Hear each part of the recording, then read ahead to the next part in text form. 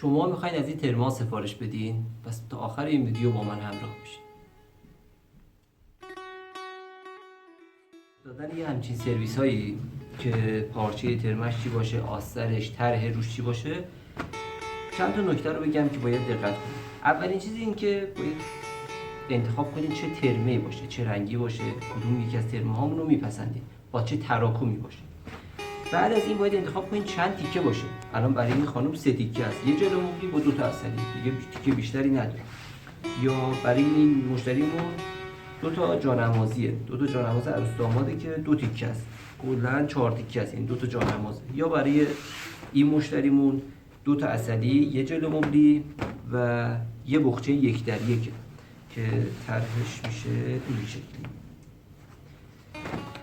یا برای این مشتریمون کلنکس خواسته، 2 تا عسلی خواسته، یه جلو موبلی که 2 تا بوتجقه داشته باشه، 2 تا جانماز خواسته، همه گوشه ها هم که یه دونه سرمتیسی گوشه شده، یه سجاده داره، یه بخچه پرکار داره. وقتی میگیم بخچه پرکار یعنی اینجوری، ولی وقتی مشتری میگه از هر 4 طرف بخواد دیده بشه، بخچه شد 4 طرف میشه.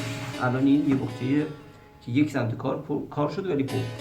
این مشتریمون آبی سفارش داده، آستریای آبی، و کار رو هم با لیبل فروشگاه آماده میکنیم که برای ضمانت شست و شوش پارچه هاش میتونم بیارم. بازم مال این هم 2 تا جانماز داره، یه سجاده داره و یه بخچه پرکار داره.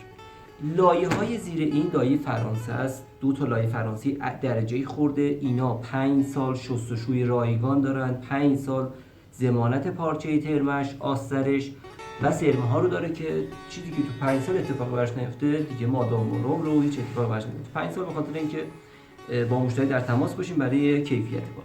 اگر از این کارا دوست داشتین و توی پیجمون اومدین و نمونه‌ای رو انتخاب کردین، بازم سوالی بود، من توی دایرکت منتظرم که جواب بدم. خیلی ممنون، موفق و پیروز باشید.